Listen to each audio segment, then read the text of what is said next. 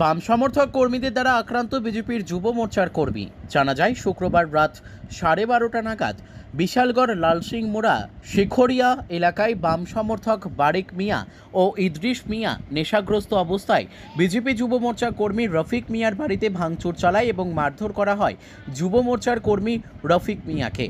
রফিক মিয়ার অভিযোগ, বারেক মিয়া ও ইদ্রিস মিয়া নেশাগ্রস্ত অবস্থায় তার রাস্তা আটক করে তাকে বলে তাদের কাছে আসার জন্য, কিন্তু সে না আসতেই তারা ক্ষিপ্ত হয়ে পড়ে।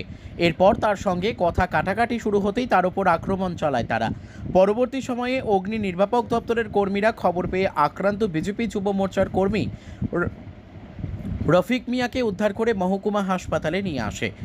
ঘটনার খবর পেয়ে ঘটনাস্থলে ছুটে যান বিশালগড় থানার পুলিশ এবং উক্ত ঘটনায় তদন্ত শুরু করে দিয়েছে পুলিশ।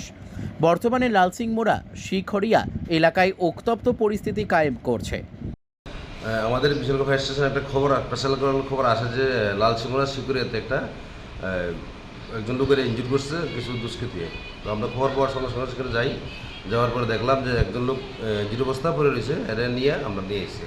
কি নাম এর নাম হলো রবিন মিয়া। বয়স কত? বয়স 2.5 বছর। কোন জায়গাতে পৌঁছেছেন?